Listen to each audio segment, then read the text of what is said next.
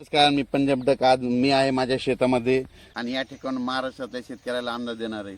राज्यातल्या सर्व शेतकऱ्याला सांगू इच्छितो की राज्यामध्ये आणखीन 2 दिवस म्हणजे 7 तारखेपर्यंत हवामान खराब राहणार आहे. 8च्या नंतर हवामान कोरडं होणार आहे, म्हणून हा अंदाज लक्षात द्यायचा. आणि 9 तारखेपासून 9 डिसेंबरपासून परत राज्यात थंडीला सुरुवात होणार आहे, म्हणून हा अंदाज लक्षात घ्यायचा. 9 डिसेंबर ते 14 डिसेंबरपर्यंत राज्यात थंडी राहणार आहे. 15ला परत वातावरण खराब होणार आहे, म्हणून हा अंदाज लक्षात घ्यायचा. पण राज्यातल्या सर्व शेतकऱ्याला सांगू इच्छितो की राज्यामध्ये सध्या हवामान 7 तारखेपर्यंत जवळपास पावसाचं वातावरण राहणार आहे, म्हणून हा अंदाज लक्षात घ्यायचा.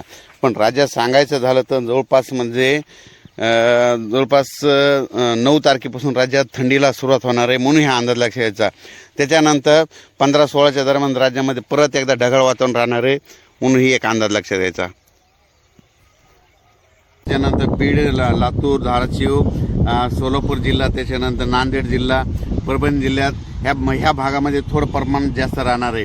आणि त्याच्यानंतर इकडं विदर्भात सांगायचं झालं तर घाटाच्या खाली जळगाव, जामोद, जळगाव तिकडल्या भागाकडे थोडा एक जास्त पडणार आहे, म्हणून हा अंदाज लक्षात घ्यायचा.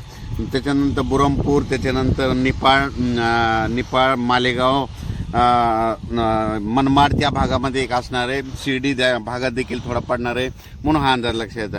पण राज्यात मात्र 2 ते 7 डिसेंबर दरम्यान वातावरण खराब राहणार आहे, म्हणून हा अंदाज लक्षात येतो. अचानक वातावरणात बदल झाला तर लगेच एक मेसेज दिला जाईल. धन्यवाद.